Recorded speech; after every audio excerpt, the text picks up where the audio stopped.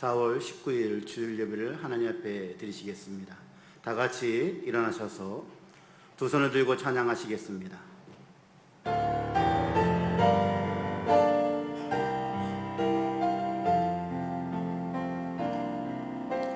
주의 보좌로 나갈 때에 어떻게 나가야 할까?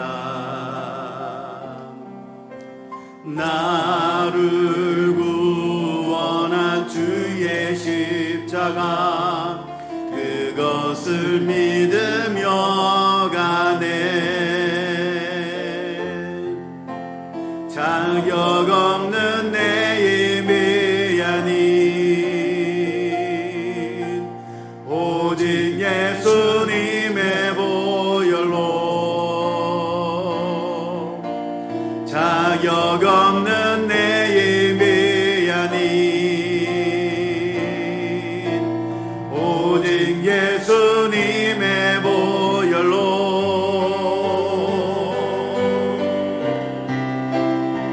십자가의 보혈 완전하신 사랑 힘입어 나갑니다.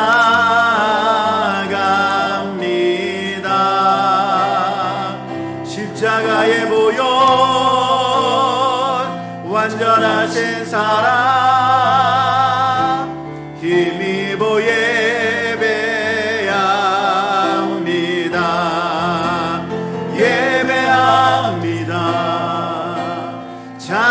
찬양합니다. 주님만 날 다스리소서. 예배합니다. 찬양합니다.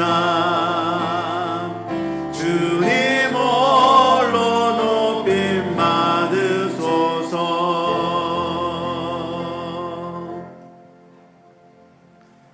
사랑과 긍휼이 많으신 하나님, 은혜를 감사드립니다.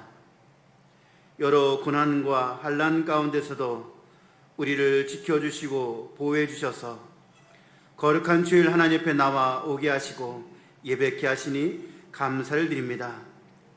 이 시간 하나님의 이름이 높임을 받게 하시며 모든 나라와 민족이 하나님을 찬양케 하여 주옵소서.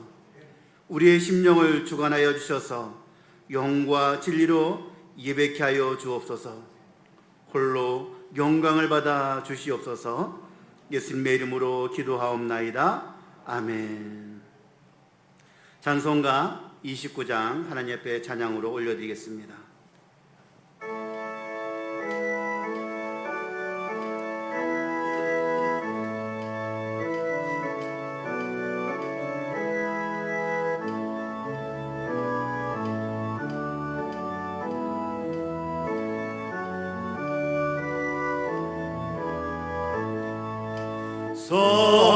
성도여 다 함께 할렐루야 아멘. 주 찬양하여라 할렐루야 아멘. 주 보좌 앞에서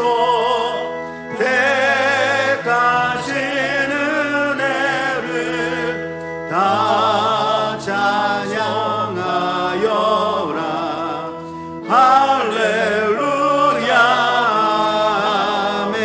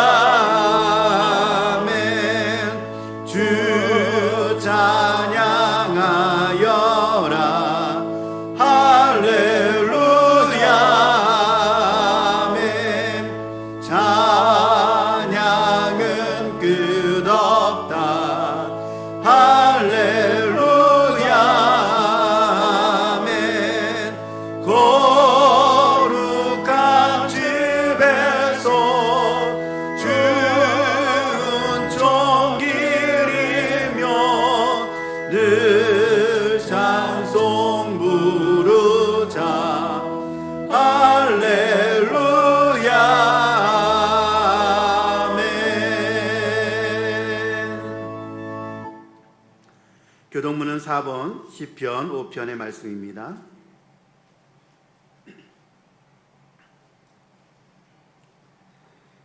여호와여 나의 말에 귀를 기울이사 나의 심정을 헤아려 주소서.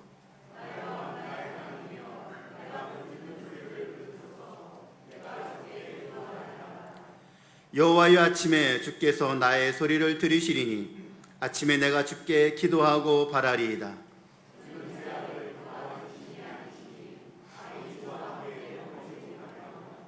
오만한 자들이 주의 목전에 서지 못하리이다. 주는 모든 행악자를 미워하시며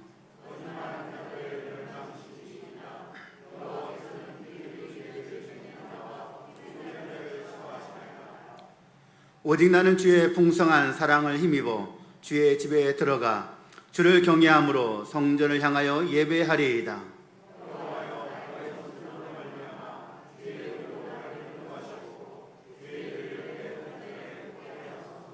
아멘.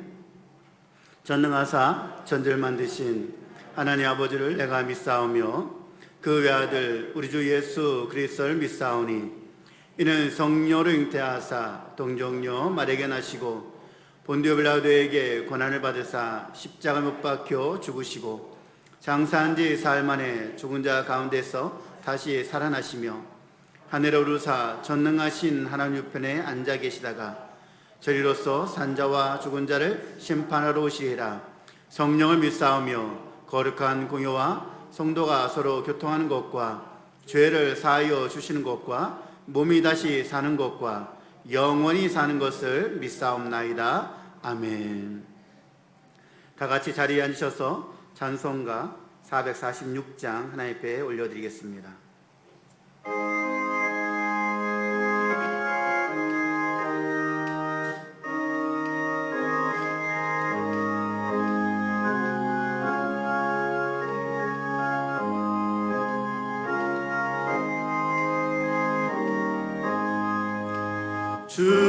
충성 외에는 참 기쁨 없도다. 날 사랑하신 주 늘 계시옵소서. 기쁘고 기쁘도다. 항상 기쁘도다. 나 주께 왔사오니 복 주옵소서. 나 주께 왔으니 복 주시옵소서. 주 함께 계시면 큰 시험이 기쁘고 기쁘도다. 항상 기쁘도다. 나 주께 왔사오니 복 주옵소서. 주 떠나가시면 내 생명 어때네. 기쁘나 슬플 때 늘 계시옵소서. 기쁘고 기쁘도다. 항상 기쁘도다. 나 주께 왔사오니 복 주옵소서. 그게 얀 언약을 이루어 주시고 주 명령 따를 때 늘 계시옵소서. 기쁘고 기쁘도다.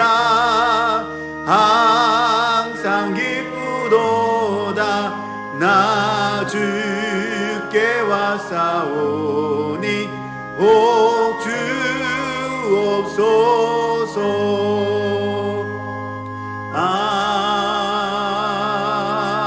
아멘.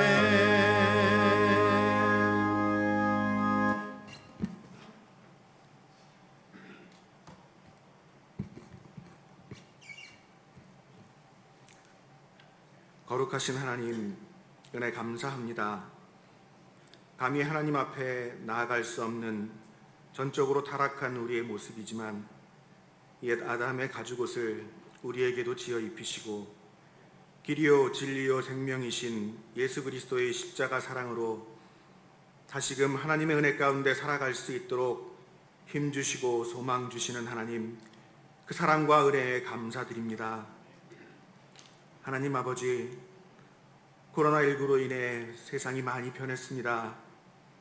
그 작은 바이러스가 국경을 초월하여 많은 영혼들을 여전히 고통 가운데 신음하게 하고 있으며 삶의 많은 영역들이 중단되었고 이루 말할 수 없는 경제적인 어려움 속에 우리를 밀어넣고 있습니다. 함께 뛰어놀고 배워야 할 우리의 아이들을 집안에 가두고 함께 모여 기도하고 찬양하며 예배해야 할 성도들의 가장 기본적인 권리와 의무마저 앗아갔습니다. 하나님 아버지, 우리를 불쌍히 여겨 주시옵소서. 이 땅을 불쌍히 여겨 주시옵소서. 우리에게로 하나님의 얼굴을 비추시사 자비의 하나님, 용서의 하나님, 사랑의 하나님의 은혜를 경험하게 하여 주시옵소서. 하나님 아버지, 지난 한 주간에는 참으로 많은 일들이 있었습니다. 4.15 총선으로 이 나라를 이끌어갈 새로운 일꾼들을 선출하게 하셨으며 4월 16일은 세월호 참사로 온 국민의 마음을 멍울지게 한 지 6주년이 되는 날이었고, 특별히 오늘은 거룩한 주일임과 동시에 독재에 항거하여 학생들과 시민들이 함께 일어선 4.19 혁명을 기념하는 날입니다. 나라와 세우신 위정자들을 위해 기도하는 교회가 되게 하여 주시옵소서. 다시는 어른들의 잘못으로 인해 어린 심령들이 고통받는 일이 발생하지 않도록 책임을 다하는 교회가 되게 하시고, 오는 사자와 같이 악한 권세가 우리를 삼키려 하는 어려운 상황 속에서도 굴하지 않고 타협하지 않으며 진리의 말씀 위에 굳게 서서 하나님의 사람으로 성장하며 자라가는 송탄제일교회가 되게 하여 주시옵소서. 올 한 해 함께 지어져가는 공동체라는 표어를 허락하시고 새로이 시작할 많은 계획과 비전들을 주셨지만 오늘 우리는 머물러 있는 상황 가운데 놓여 있습니다. 우리를 멈추게 하신 하나님의 마음을 깨달을 수 있도록 지혜를 허락하여 주시옵소서. 우리의 하나됨은 물론 예배도 선교도 교육도 교제도 하나님께서 허락지 아니하시면 아무것도 할 수 없음을 알게 하셨사오니 우리가 다시 모이는 그날에는 새롭게 변화된 모습으로 만나게 하여 주시옵소서. 그래서 이 답답한 고통의 나날들이 지난 우리의 모습들을 회개하며 되돌아볼 기회를 허락하신 하나님의 은혜임을 깨닫는 시간 되게 하여 주시옵소서. 특별히 가족들과 성도들 서로를 소중히 생각하는 기회로 삼게 하여 주셔서 부족한 부분은 채워주고 서로를 존중하며 하나님께서 허락하신 이 아름다운 공동체를 위해 죽기까지 서로 사랑하게 하여 주시옵소서. 하나님 아버지, 저희에게 귀한 목사님 보내주셔서 생명의 말씀으로 하나님의 음성을 듣게 하시니 감사드립니다. 하나님께서 허락하신 양떼들을 향한 이 귀한 헌신과 사랑이 어느 하나도 땅에 떨어지지 않도록 하나님이시여 송탄제일교회 담임 목사님을 비롯하여 세우신 교역자들과 그 사역 위에 은혜를 허락하여 주시옵소서. 함께 모여 예배드릴 수 없는 참담한 현실 속에서도 우리를 포기하지 않으시는 하나님의 신실하심을 의지하오며 이 나라와 이 민족과 우리 교회와 고통 속에서도 진정으로 하나님의 얼굴을 구하는 우리의 모든 인생을 아버지 손에 올려드리오니 오늘 우리의 예배를 받아 주시옵소서. 참 빛이요 참 소망 되신 예수님의 이름으로 기도합니다. 아멘.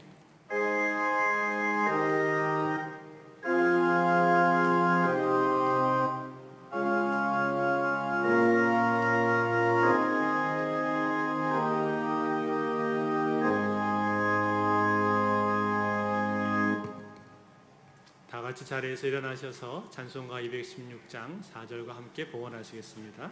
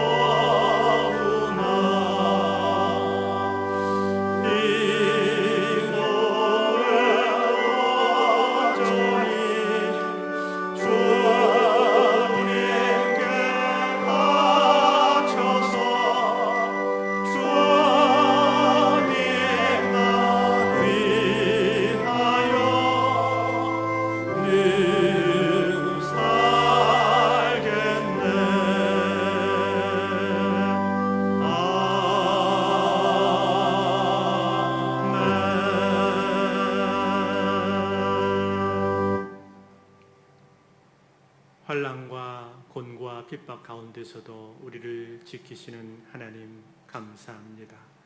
하나님, 온 땅과 우주를 주관하시고 인류의 역사를 주장하시는 하나님의 그 크신 손길 안에 우리가 있는 것을 감사합니다. 주님, 오늘도 이 거룩한 주일을 맞아서 사랑하는 주의 백성들이 하나님 앞에 나와 예배하게 하시니 감사합니다. 이 예배를 드릴 때 성령님 함께하여 주시고 우리 예배가 하나님 앞에 아름다운 제사로 연락이 될 수 있도록 주여 함께하여 주옵소서. 주님, 이 시간도 하나님 앞에 예배하면서 귀한 예물을 드립니다. 아버지, 예물과 함께 우리의 마음도 믿음도 같이 드리오니 이 예물을 기쁘게 받아주시고 이 예물이 쓰일 때 하나님의 나라가 이 땅에 크게 확장되고 회복될 수 있도록 축복하여 주시옵소서. 어려움 중에도 믿음으로 드린 손길 기억하여 주시고 이 환난 중에서도 하나님 우리의 믿음을 굳게 지키며 하나님 환난 중에 도우시는 하나님의 크신 사랑과 은혜를 누릴 수 있도록 성도들의 삶과 생업을 축복하여 주시옵소서. 예수님의 이름으로 기도하옵나이다. 아멘. 자리에 앉아주시기 바랍니다.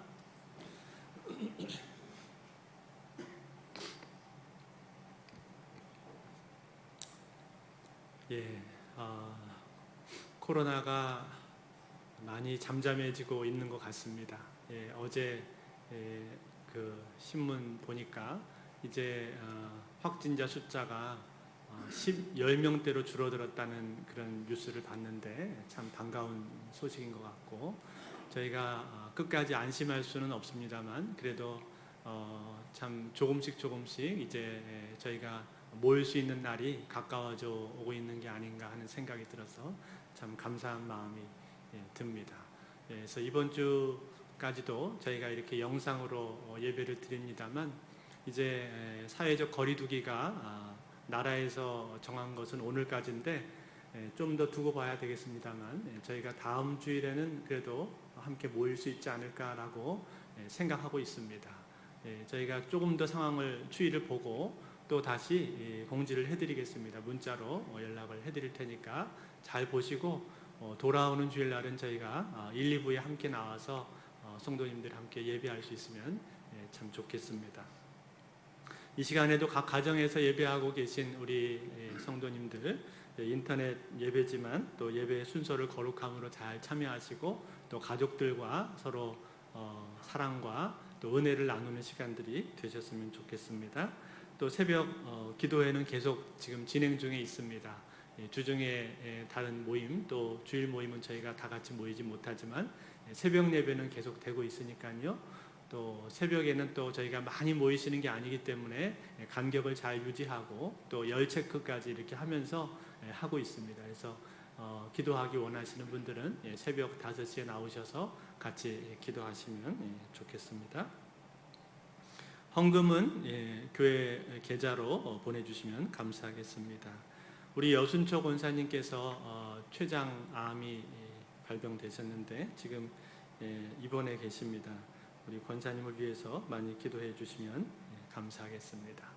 우리 한번 이 시간에 서로 인사하는 시간 갖겠습니다. 당신이 있어서 행복합니다. 인사하겠습니다.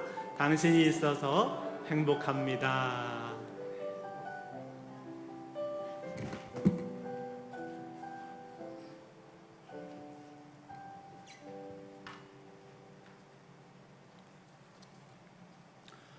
오늘 우리에게 주시는 하나님의 말씀은 마태복음 7장 1절에서 6절까지의 말씀입니다. 신약성경 신면에 있습니다.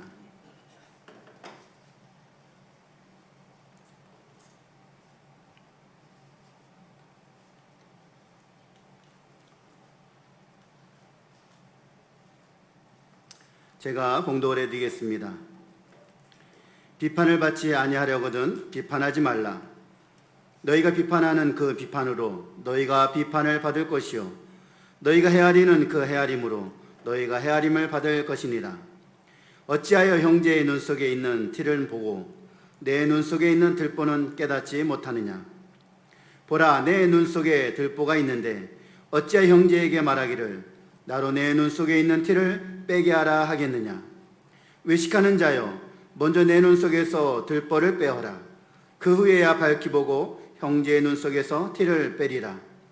거룩한 것을 개에게 주지 말며 너희 진주를 돼지 앞에 던지지 말라. 그들이 그것을 발로 밟고 돌이켜 너희를 찢어 상하게 할까 염려하라. 아멘. 특별 찬양이 있습니다. 은혜수 권사님께서 찬양해 주시겠습니다.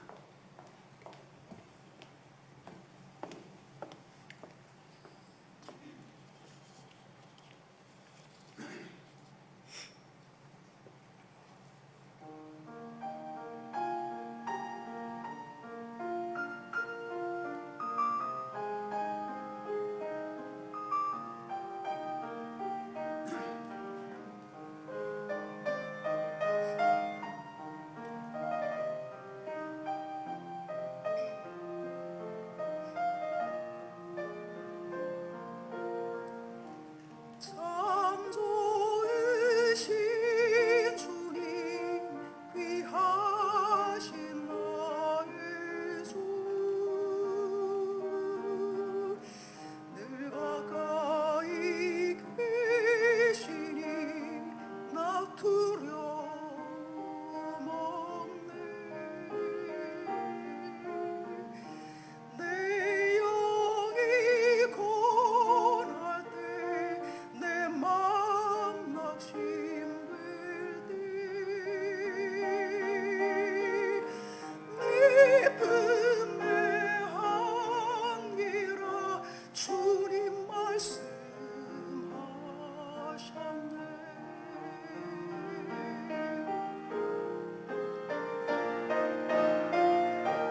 만약 같은 세상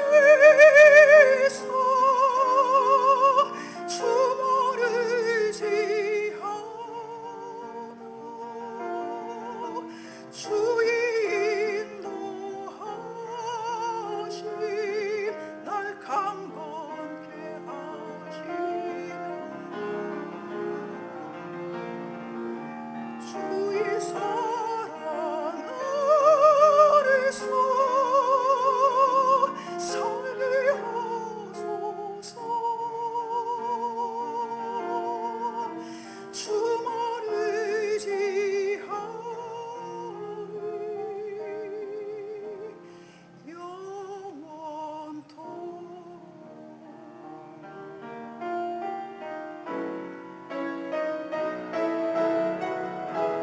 마약 같은 세상 주 모르지 않아 주의 인도하심 날 강건케 하시며 주의 사랑 아래서 살게 하소서 주 모르지 않으리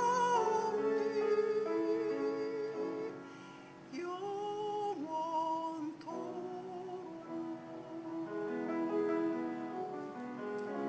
주 모르지 않으리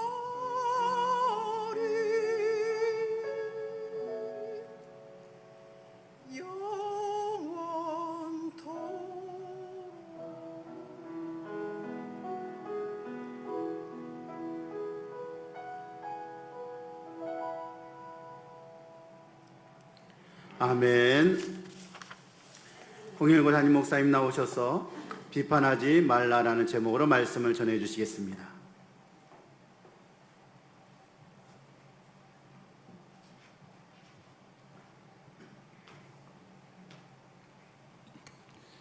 우리 윤 권사님 은혜로운 찬양 감사합니다.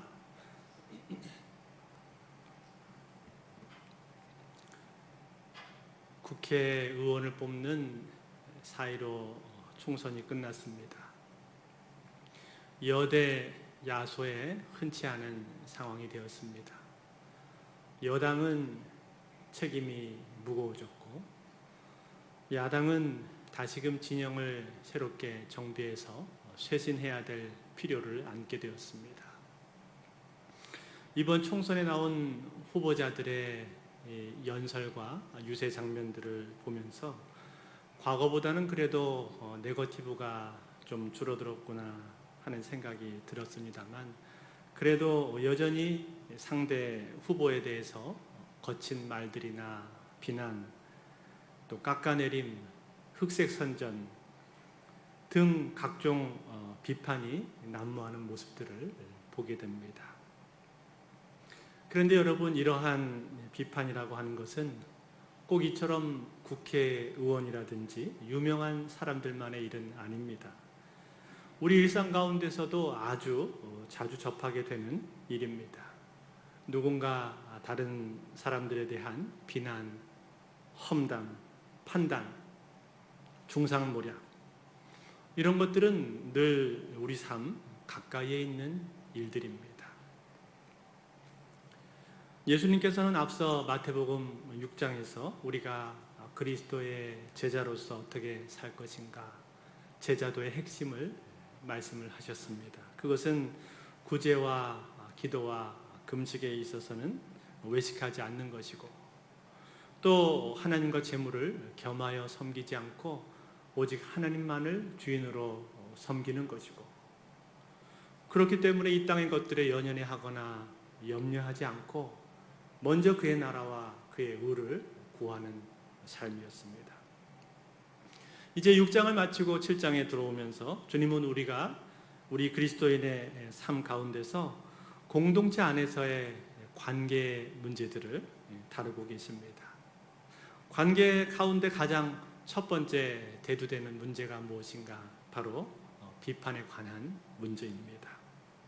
공동체 안에서 다른 사람들에 대한 비판, 서로에 대한 판단, 이것은 우리가 너무나도 자주 겪게 되는 일들이죠. 이 비판에 관한 문제를 제기하시면서 가장 처음 뭐라고 말씀하셨습니까? 1절에 비판을 받지 아니하려거든 비판하지 말라. 비판을 받지 아니하려거든, 이 말이 무슨 말입니까? 비판을 받고 싶지 않거들랑. 그러니까 무슨 뜻이 되는 거예요? 너희들은 비판 받고 싶지 않지? 그런 말이 되는 것입니다. 여러분, 이 세상에 비판 받는 것을 좋아하는 사람이 어디 있겠습니까? 누구도 비판 받는 것을 좋아하지 않습니다. 저도 목사임에도 불구하고 비판 받는 거 별로 좋아하지 않습니다. 물론 누군가 저에게 와서 어떤 문제를 지적을 한다든지 혹은 제 개인적인 어떤 부분들을 얘기한다든지 그러면 듣습니다. 그것이 필요한 내용이고 또 목사로서 마땅히 들어야 하기 때문에 잘 듣습니다. 그렇지만 듣고 나서 기분은 별로 안 좋습니다. 비판을 듣고 나서 기분이 좋은 사람은 아마 아무도 없을 것입니다. 간혹 제 아내가 제 설교에 대해서 비판을 하기도 합니다. 뭔가 좀 더 깊이 들어가야 되는 거 아닙니까? 뭔가 좀 더 깊이 마음을 터치해 줘야 되는 거 아닙니까? 그런 얘기를 한단 말이죠. 듣고 보면 다 맞는 말입니다. 옳은 말이에요. 근데 기분은 별로 안 좋습니다. 이처럼 비판이라고 하는 것은 누구도 달가워하지를 않는다라는 것이죠. 그런데 문제는 무엇입니까? 달가워하지 않는데도 우리는 자꾸만 비판이 하고 싶다는 거예요. 자기가 비판받는 게 싫어하면 다른 사람한테도 비판을 안 해야 되는데, 이상하게도 우리는 비판받는 거 싫어하면서 다른 사람한테는 자꾸만 비판을 한다 이 말이죠. 특히 남한테 비판받는 거, 특히 다른 사람 비난 잘하고 남 얘기하기 좋아하는 사람일수록요, 그런 사람이 누군가 다른 사람이 자기를 비난하면요, 그렇게 못 견딥니다. 아주 그냥 펄펄 뜁니다. 제가 그런 분을 한번 봤습니다. 이분은 늘 누구랑 같이 있으면은 앉기만 하면은 다른 사람 흉보기를 좋아하는 분이셨는데 부정적인 얘기하기 바쁜 분이셨습니다. 그런데 그렇게 늘 남들에 대해서 비판적이고 교회에 대해서도 부정적인 분이셨는데, 한 번은 이분이 아닌 다른 분이 이분을 향해서 비판을 한 거예요. 당신은 왜 그렇게 매사에 부정적입니까? 그랬더니 이분이 막 화가 나가지고 뭐 어쩔 줄 모르는 것입니다. 막 분을 삭히지 못해가지고 한동안 그것 때문에 아주 화가 나 있었습니다. 그처럼 비판을 좋아하는 사람일수록 비판받는 것을 싫어한다 그 말이죠. 그래서 예수님께서는 비판을 받지 아니하려거든 비판하지 말라 그렇게 말씀하신 것이죠. 근데 여러분 오늘 예수님께서 여기서 말씀하실 때 여기 말씀하신 이 비판이라고 하는 단어의 뜻이 뭡니까? 이 비판이라는 말의 원어적인 뜻은요 크리레테라는 말인데 이것은 정죄하다, 비난하다, 심판하다 라는 뜻이 있습니다. 그러니까 여러분 여기서 말하는 이 비판은요 건설적인 비판, 건전한 비판이 전혀 아닙니다. 여러분 우리가 살아가다 보면은 건설적인 비판이 필요할 때가 있지 않습니까? 회의를 할 때도 그렇잖아요. 과거에 했던 일들에 대해서 우리가 건설적으로 비판을 할 줄을 알아야 그래야 그 다음에 발전이 있는 것이죠. 뿐만 아니라 무엇이 옳은가, 무엇이 그른가, 무엇이 선한가, 무엇이 악한가, 무엇이 이로운가, 무엇이 해로운가 이런 것들을 우리는 구별을 할 수가 있어야 됩니다. 예수님께서도 여기 마태복음 7장 안에서만 봐도요 거짓 선지자들을 삼가라 그렇게 말씀을 하셨다 이 말이죠. 그러면 누가 거짓 선지자인지를 우리가 구별할 수 있어야 되지 않습니까? 그러려면 어떻게 해야 되죠? 판단을 해야 됩니다. 판단하고 비판하고 거기에 따라서 결정을 할 수가 있어야 되는 것이죠. 이런 것에 사용되는 비판은 건전한 것입니다. 긍정적인 겁니다. 그런데 여러분 오늘 예수님께서 여기 7장에서 말씀하고 계시는 이 비판은 무엇입니까? 여기서 말씀하시는 이 비판은 건전한 비판이 아닙니다. 건설적 비판을 말씀하시는 것이 아닙니다. 여기서 말씀하시는 이 비판하지 말라 할 때 비판은 무엇인가? 이것은 파괴적인 비판을 말하는 것입니다. 즉 비판을 위한 비판, 사람의 인신을 공격하는 비판, 또 악의적이고 습관적이고 무절제하고 무책임한 비판을 말씀하고 계신 것입니다. 그렇다면 여러분 우리는 이 두 가지를 어떻게 구별할 수 있을까요? 첫 번째는 이것입니다. 건설적인 비판은 그 초점이 사람에게 맞춰져 있지 않습니다. 사람이 아니라 어디에 맞춰져 있는가? 원칙이나 원리에 맞춰져 있습니다. 즉 어떠한 원칙을 세우기 위해서 필요한 경우에 비판을 하는 거예요. 이것은 건설적인 비판입니다. 반면에 파괴적인 비판은 어떻습니까?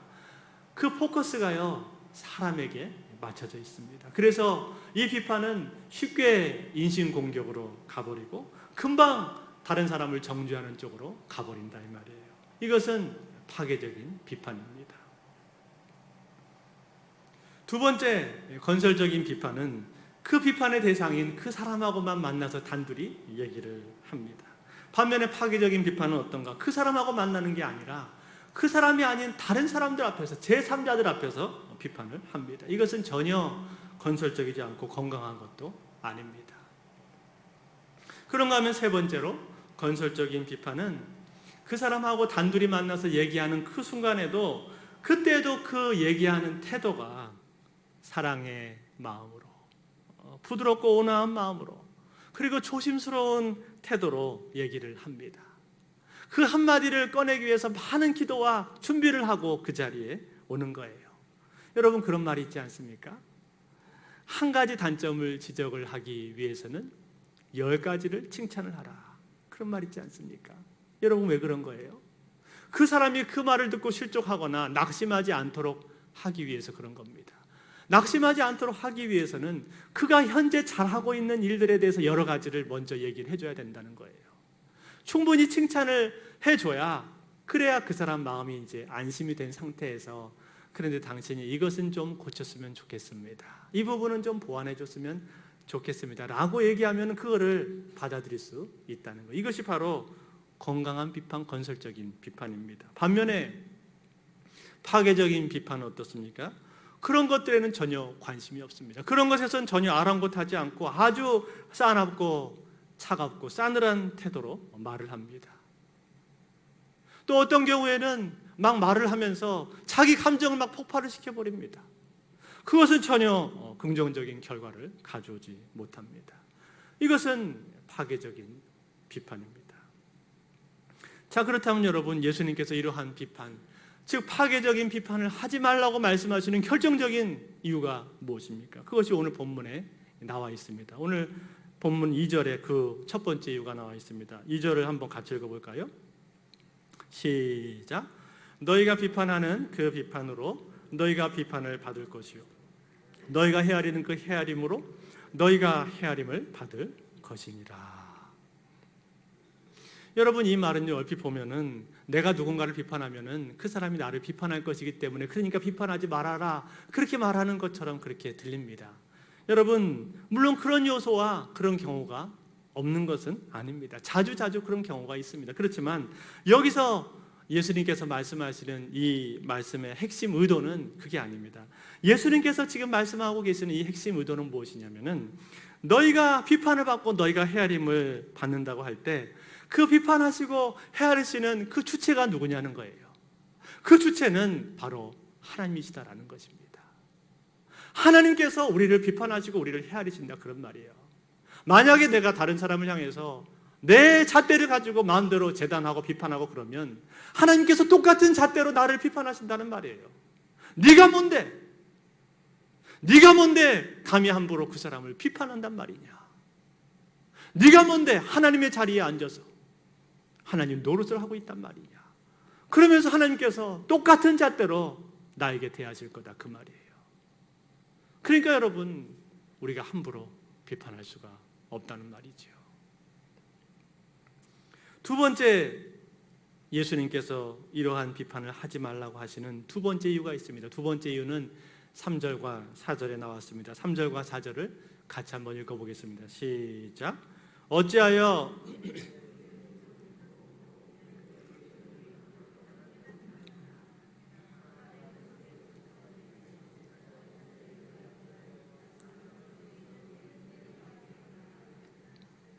아멘. 여러분, 이것은 참 기가 막힌 말씀이죠. 예수님께서 말씀하신 기가 막힌 비유입니다. 여러분, 여기 보시면은 형제의 눈 속에는 뭐가 들어있다고 했습니까? 티가 들어있다고 했어요. 이 티는 원어적인 말로 작은 가시 혹은 작은 알갱이라는 뜻입니다. 그러니까 이처럼 작은 티가 지금 형제의 눈 속에 있단 말이에요. 여러분, 우리 눈은 얼마나 예민합니까? 그래서 작은 것만 들어와도 아프잖아요. 그래서 그걸 빼줘야 됩니다. 그런데 문제는 지금 내 눈 속에는 지금 뭐가 들어있습니까? 들보가 들어있단 말이에요. 들보가 뭡니까? 이 천장에 세우는 이 기둥 같은 큰 나무 아닙니까? 들보. 그러니까 여러분, 이건 비교가 안 되는 거죠. 작은 티하고 들보를 비교해 보면은 이거는 게임이 안 되는 겁니다. 몇 배, 몇십 배, 몇천 배, 아니 몇만 배나 더 큰 것이 그게 내 눈 속에는 들어있다, 이 말이에요. 그런데 여러분, 그런 사람이, 그런 들보를 자기 눈에 끼고 있는 그 사람이 지금 어떻게 하려고 하는 거예요? 나로 내 눈 속에 있는 티를 빼게 하라, 이렇게 말한다, 이 말이에요. 즉, 내가 내 눈 속에 있는, 당신 눈 속에 있는 티를 좀 내가 빼줘야 되겠어, 이렇게 말을 한다, 이 말입니다. 여러분, 이게 얼마나 어리석은 말입니까? 얼마나 모순적인 말입니까? 자기는 들보를 안고 있으면서 상대방을 향해서 내가 당신 눈 속에 티를 좀 빼줘야 되겠어 라고 이렇게 말하는 것이 얼마나 모순적인 일이냐고요. 여기에 대해서 주님이 뭐라고 말씀하십니까? 봐라, 내 눈 속에 있는 들보가 있는데, 들보가 들어있는데 그것은 못 보고 상대방의 눈 속에 있는 티만 지금 너는 보고 있냐? 내 눈 속에 있는 들보부터 먼저 봐라. 즉 무슨 말입니까? 너는 그럴 만한 자격이 없다는 것이죠. 상대의 눈에 있는 티를 빼줄 만한 그러한 자격이 너에게는 없다라고 말씀하고 있는 것입니다. 그런데 여러분, 이렇게 자격이 없는데도 불구하고 우리는 어떻다는 거예요? 자꾸만 상대의 눈 속에 있는 티를 빼고 싶어 한다는 거예요. 그거를 빼지 못해서 안달이 난 사람처럼 그렇게 행동을 한다, 그 말입니다. 그만큼 우리는요, 상대의 결점을 지적하는 것을 좋아합니다. 그리고 상대방의 허물이나 약점에 대해서 우리는 용납하지를 못하는 거예요. 참지를 못하는 거예요. 여러분, 우리는 얼마나 비판하는데 빠른지 모릅니다. 제가 집에서 생활하다 보면 가끔 아내의 허물을 발견할 때가 있습니다. 냉장고를 탁 열었는데 거기 이제 오래된 이 상한 음식이 탁 들어있는 거죠. 그러면 아주 올커니 그래 걸렸다, 잘 걸렸다. 그래서 내가 이거를 요거 다 기억하고 있다. 나중에 위기 때 내가 요거를 팍 해가지고 그런 생각을 한다 이 말이죠. 얼마나 상대방의 약점을 잡고 비판하는데 우리는 빠른지 모릅니다. 마치 맹수가 싹 숨어서 먹이를 이렇게 찾듯이, 그래서 먹이를 발견하면 쏜새같이 달려들듯이 그렇게 우리는 비판하는데 빠르다는 것입니다. 근데 여러분, 오늘 예수님 말씀은 무엇입니까?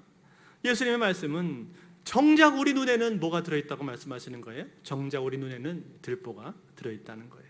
들보가 들어있으면서도 그것에는 아랑곳하지 않고 상대의 눈에 있는 티만 빼기 위해서 혈안이 되어 있단 말입니다.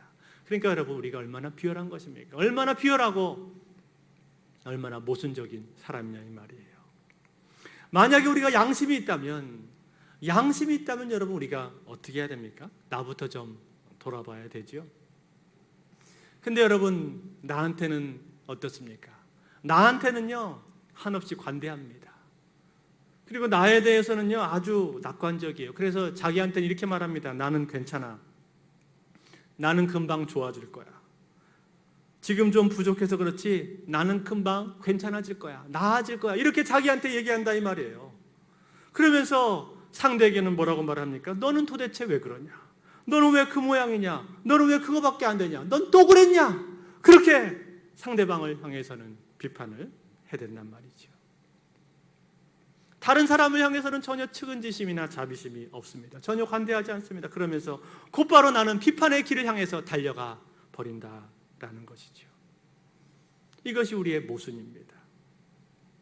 그런가 하면 또 한 가지, 여기서 이 들보가 내 눈 안에 들어있다라고 말씀하셨을 때 이 말은 또 한 가지 뜻이 있습니다. 그것은 들보가 내 눈을 가리고 있다, 그런 뜻입니다. 여러분, 들보는 널빤지라는 뜻을 가지고 있거든요. 그러니까 널빤지가 지금 내 눈을 가리고 있는 거나 마찬가지예요. 결국 무슨 뜻입니까? 나는 상대방의 눈에 있는 티를 빼줄 만한 그러한 능력이 없다, 그런 말이에요. 왜요? 나는 보이지가 않으니까. 나는 사실 장님이다 이 말이에요. 널빤지가, 들보가 내 눈에 들어있다는 말은 나는 그것을 빼줄 만한 능력이 없다, 그런 소리입니다. 능력도 없고 자격도 없습니다. 그런데 자꾸만 어떻게 하는 거예요? 자꾸만 빼주려고 우리는 든다 이 말입니다. 여러분, 만약에 정말로 내가 상대방의 눈에 있는 티를 빼주기를 원한다면, 정말 그 사람을 도와주기를 원한다면, 그렇다면 여러분 어떻게 해야 됩니까? 그렇다면 먼저 내 눈 속에 있는 들보를 내가 먼저 빼야 됩니다. 그것이 오늘 5절에 나옵니다. 5절 말씀에 외식하는 자여, 먼저 내 눈 속에서 들보를 빼어라. 그 후에야 밝히 보고 형제의 눈 속에서 티를 빼리라. 뭐라고 말했습니까? 먼저 내 눈 속에 있는 들보를 빼야 된다. 여러분, 들보를 뺀다는 말이 무슨 말입니까? 이것은 나 자신의 약점과 부족함, 그리고 허물, 이것을 먼저 돌아보고 거기에 대해서 먼저 철저하게 깨닫고 내려놔야 된다 이 말입니다. 즉, 내가 얼마나 형편없는 존재인지를 깊이 깨달아야 된다는 거예요. 그래서 자기 자신을 객관적으로 바라볼 수 있어야 된다는 것입니다. 그런 사람만이 뭘 할 수 있습니까? 상대방의 눈을, 티를 빼줄 수가 있습니다. 그나마 상대방을 조금 도와줄 수 있다 그 말이에요. 비로소 겸손하고 부드러운 마음으로, 그리고 사랑의 마음을 가지고 그 사람을 도와줄 수가 있다는 것입니다. 그런데 이것이 선행되어 있지 않으면 어떤 것입니까? 이것이 선행되어 있지 않으면요, 대부분의 경우는 말로는 그 사람을 도와준다고 내가 말은 하고 있지만 실제로는 도와주지 못하는 경우가 많습니다. 도와주는 척 하고 있는 것 뿐이지 사실은 그걸 구실 삼아서 내가 하고 싶은 말을 그 사람한테 지금 하고 있는 거예요. 실제로는 그 사람을 도와주는 게 아닙니다. 즉, 결국은 자기 자신을 위해서 그렇게 하는 것입니다. 그렇게 해야만 내 직성이 풀리니까 그렇게 하고 있다는 거예요. 이것은 외식이다라고 말씀하고 있는 것입니다. 두 번째, 우리가 건설적인 비판을 할 수 있는 두 번째 조건이 있습니다. 6절에 나오고 있습니다. 우리 6절 한번 같이 읽어보겠습니다. 시작. 거룩한 것을 개에게 주지 말며 너희 진주를 대주 앞에 던지지 말라. 그들이 그것을 발로 밟고 돌이켜 너희를 찢어 상하게 할까 염려하라. 여러분, 이 말은 비판을 하는 사람의 조건이 아닙니다. 비판을 하는 사람의 조건이 아니라 이것은 누구의 조건인가? 비판을 받는 사람의 조건입니다. 비판을 받는 사람, 그 사람이 어떤 상태에 있어야 되는가? 그 사람이 개나 돼지의 상태에 있어서는 안 된다는 말이에요. 여러분, 개나 돼지는 어떻습니까? 여기서의 개는 애완견을 말하는 게 아닙니다. 들개를 말하는 거예요. 그러니까 사납고 불결하고 길들여지지 않은 들개. 그리고 돼지는 어떻습니까? 돼지는 가장 지저분하고 또 율법적으로도 부정한 짐승 아닙니까? 이 개나 돼지를 향해서 누군가가 만약에 진주 목걸이나 진주 반지 같은 것을 던진다고 하면은 그럼 어떻게 될 것인가? 그러면 그들은 전혀 그것이 귀한 줄을 모른다는 거예요. 그들이 원하는 것은 뭡니까? 그들이 원하는 건 그저 먹고 배부르는 걸 원하는데, 그런데 그들을 향해서 진주 목걸이나 진주 반지 같은 귀한 것을 던져봤자 그들은 그저 그것을 발로 밟고 찢고 상하게 할 뿐이지 전혀 귀한 줄 모른다, 그 말입니다. 결국 무슨 뜻입니까? 들을 준비가 되지 않았다, 그런 말이죠. 들을 준비가 되지 않은 사람을 향해서 말을 하는 것은 미련한 짓이라는 거예요. 그래서 잠언서 9장 8절에 이렇게 말했습니다. 거만한 자를 책망하지 말라. 그가 너를 미워할까 두려우니라. 지혜 있는 자를 책망하라. 그가 너를 사랑하리라. 들을 준비가 되지 않은 사람에게 말을 하는 것은 지혜롭지 못한 행동이라는 거예요. 여러분, 복음도 마찬가지입니다. 가장 귀한 것, 가장 거룩한 것, 이것을 아무한테나 던지는 게 아닙니다. 아무한테나 그저 던진다고 다 효과가 나는 게 아니라는 거예요. 그 사람의 상황과 상태를 봐야 됩니다. 그래서 사도 바울도 유대인에게는 유대인처럼 헬라인에게는 헬라인에게 하는 것처럼 그렇게 했다고 말하지 않습니까? 이것이 건설적인 비판, 또 유익한 비판을 할 수 있는 조건이다, 그 말입니다. 사랑하는 성도 여러분, 우리가 누군가 다른 사람을 비판한다라고 하는 것은요, 이것은 결코 쉬운 일이 아닙니다. 대단히 어려운 일입니다. 때문에 우리는요, 정말 기도하면서 잘 준비해서 조심스럽게 그리고 온유하게 사랑을 담아서 사랑의 마음으로 그렇게 그 사람을 비판해야지. 그래야만 조금 긍정적인 효과를 거둘 수 있지. 대부분의 경우는요, 상처를 주거나 부정적인 결과를 초래하게 되는 경우들이 훨씬 더 많습니다. 때문에 여러분, 우리가 그러한 준비가 되지 않았다면, 그렇다면 우리는 어떻게 해야 됩니까? 비판하지 말아야 됩니다. 비판하지 않는 것이 오히려 더 좋습니다. 더군다나 파괴적인 비판은 어떻습니까? 파괴적인 비판은 절대로 하면 안 됩니다. 그 사람이 없는 가운데서, 없는 자리에서, 다른 사람들이 있는 곳에서 그 사람에 대해서 험담하는 것, 그것은 전혀 도움이 안 됩니다. 오히려 그 사람의 마음을 아프게 하고 상하게 하고 관계를 파괴하고 악화시킬 뿐입니다. 뿐만 아니라 공동체에 대해서도 마찬가지입니다. 공동체에 대해서도 아무런 대안 없이 책임감 없이 무조건 비판만 하는 것, 그건 역시 도움이 전혀 되지 않습니다. 아니, 오히려 공동체의 분위기를 심각하게 해칠 따름이죠. 때문에 여러분, 우리는 이 비판에 대해서 어떻게 자세를 가져야 됩니까? 비판하기보다는요, 격려해야 될 줄로 믿습니다. 격려를 통해서 사람을 세우고, 격려를 통해서 사람을 바꾸고, 격려를 통해서 사람을 성장시켜야 되는 것입니다. 물론 어쩔 수 없이 우리가 책망을 해야 되는 그런 경우들이 있습니다. 그러나 대부분의 경우는 어떤가? 대부분의 경우에는요, 그렇지 않습니다. 대부분의 경우는 책망이나 비판을 통해서 성장하는 것보다는 격려를 통해서 성장하게 되는 경우들이 훨씬 더 많습니다. 그래서 잠언서 27장 21절에 이렇게 말했습니다. 도가니로 은을, 풀무로 금을, 칭찬으로 사람을 단련하느니라. 칭찬으로 사람을 단련시킨다. 무슨 말입니까? 격려가 사람을 단련시키고 사람을 세운다, 그 말입니다. 그러니까 비판하기보다는 우리는 사람을 격려해서 세우는 방법을 택하는 것이 훨씬 더 지혜로운 길이다라는 거예요. 역시 공동체도 마찬가지입니다. 격려가 풍성한 공동체가 더 건강한 공동체입니다. 날카로운 비판과 지적 그리고 비난이 난무하는 그러한 공동체보다요, 격려와 칭찬이 풍성한 공동체가 훨씬 더 건강하고 좋은 공동체다라고 하는 사실입니다. 그러므로 사랑하는 성도 여러분, 비판하지 마시기 바랍니다. 서로를 향해서 비판의 화살을 쏴대지 마시기 바랍니다. 비판하기보다는 사랑하고 칭찬하고 격려하는 격려의 말들을 하실 수 있기를 바랍니다. 이제 말씀 맺겠습니다.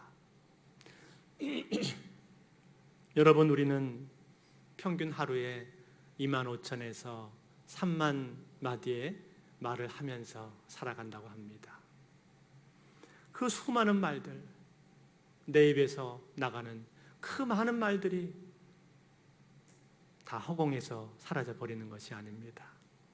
어떤 사람에게는 내가 했던 말이 그 사람 마음속에 깊이 남아서 좋은 양약으로 평생 그 사람 마음속에 좋은 기억이 되기도 하는 것이고, 어떤 사람에게는 내가 했던 말이 그 사람 마음속에 상처가 되어서 평생 그것 때문에 아파하고 눈물 흘리게 되는 그러한 말로 남게 되기도 합니다. 그처럼 말이라고 하는 것은 오래 가는 것입니다. 이혜인 시인이 이런 시를 썼습니다. 말을 위한 기도라는 시입니다. 내가 이 세상에 태어나 수없이 뿌려놓은 말의 씨들이 어디서 어떻게 열매를 맺었을까 조용히 헤아려 볼 때가 있습니다. 무심코 뿌린 말의 씨라도 그 어디선가 뿌리를 내렸을지도 모른다고 생각하면 왠지 두렵습니다. 덜어는 허공으로 사라지고 덜어는 다른 이의 가슴 속에서 좋은 열매로 또는 언짢은 열매를 맺기도 했을 언어의 나무, 주여, 내가 지닌 언어의 나무에도 멀고 가까운 이웃들이 주고 간 크고 작은 말의 열매들이 주렁주렁 달려 있습니다. 둥근 것, 모난 것, 밝은 것, 어두운 것, 향기로운 것, 반짝이는 것. 그 주인의 얼굴은 잊었어도 말은 죽지 않고 살아서 나와 함께 머뭅니다. 그 주인의 얼굴은 잊었어도 말은 죽지 않고 살아서 나와 함께 머뭅니다. 사랑하는 성도 여러분, 말의 힘은 이처럼 강력한 것입니다. 여러분, 여러분의 말은 어떻습니까? 여러분이 하고 있는 말은 어떤 열매를 맺고 있습니까? 성령께서 내 안에 계시고 성령님이 내 입술을 주장하시면 내가 하는 말은 아름다운 열매를 맺을 것입니다.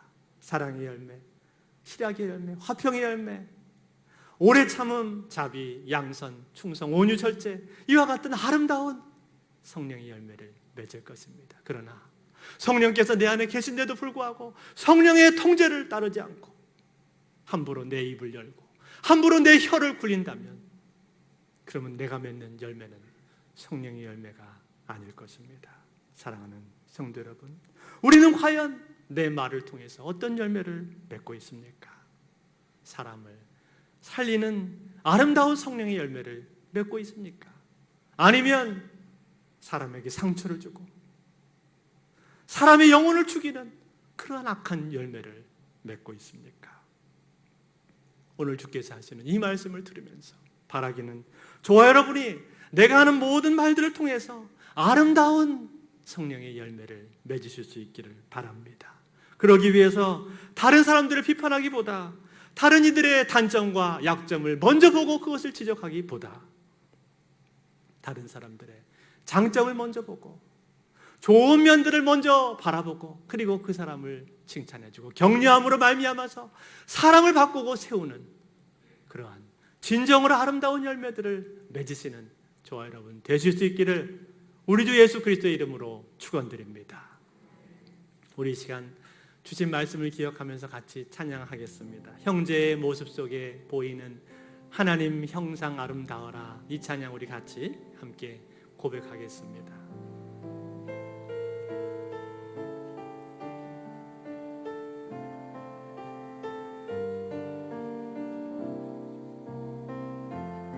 형제의 모습 속에 형제의 모습 속에 보이 하나님 형상 아름다워라. 하나님 형상 아름다워 존귀한 주의 자녀 됐으니 존귀한 주의 자녀 됐으니 사랑하며 섬기리. 자매의 모습 속에 보이는 자매의 모습 속에 하나님이 형상 아름다워라. 하나님 형상 아름다워라.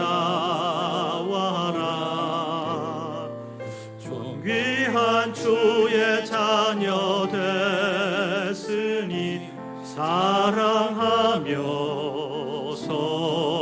우리의 모임 중에 임하신 우리의 모임 중에 하나님 영광 아름다워라. 하나님 영광 아름다워라. 존귀한 왕이 여기 계시니 귀한 왕이 여기 사랑하며 섬기리. 사랑하며 우리 마지막으로 한 번만 더 옆 사람에게 손을 내밀고 하겠습니다. 형제의 모습 속에 보이는 형제 하나님의 형상을 바라보실 수 있기를 바랍니다. 하나님의 형상 아름다워라. 하나님 형상 아름다. 존귀한 주의 자녀 됐으니 존귀한 주의 자녀 됐으니 사랑하며 섬기리.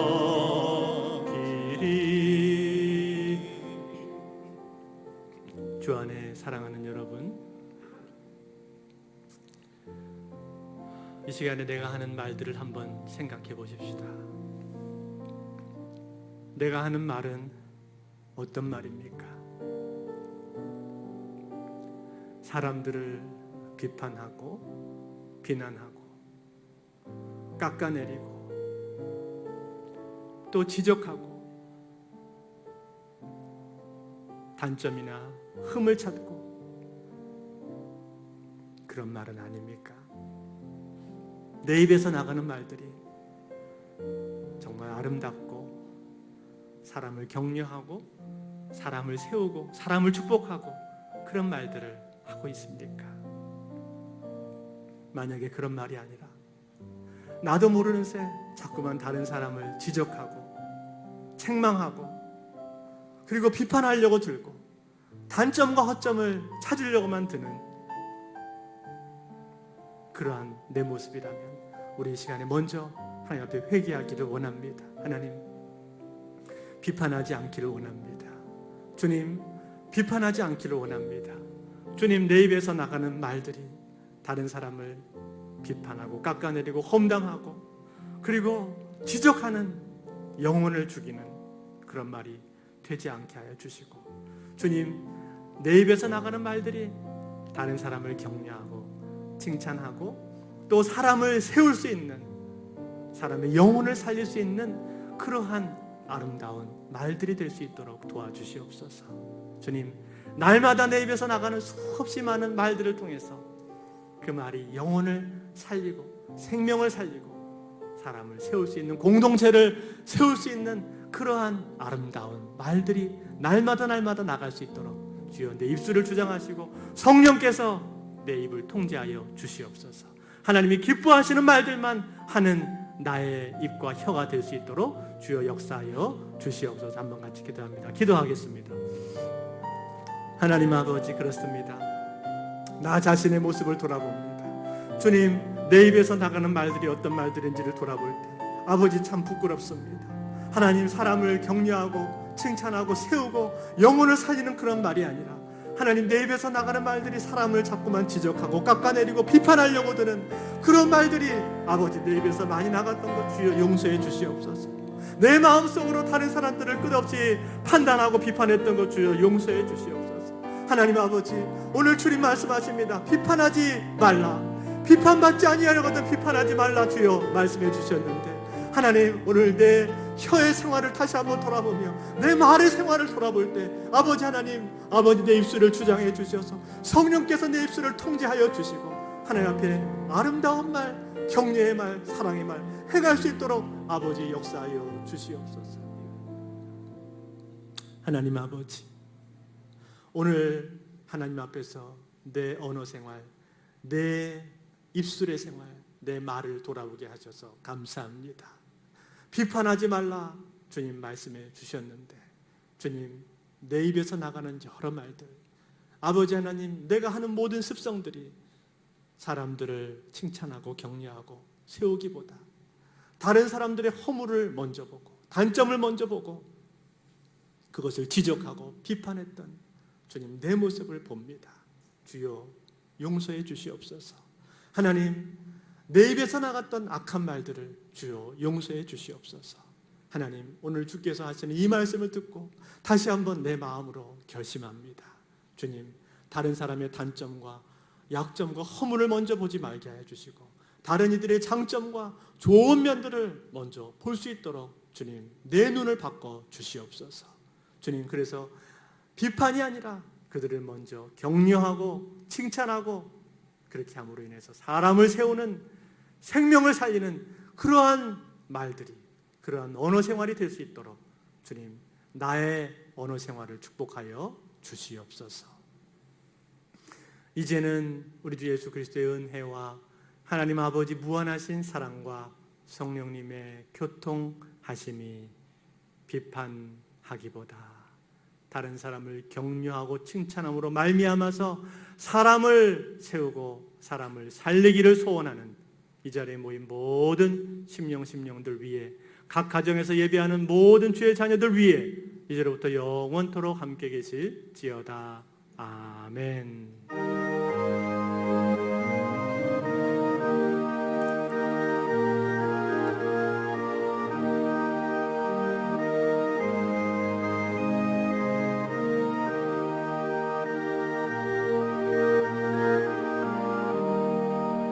잠깐만 앉아 계시기 바랍니다. 네, 예배를 모두 마쳤습니다.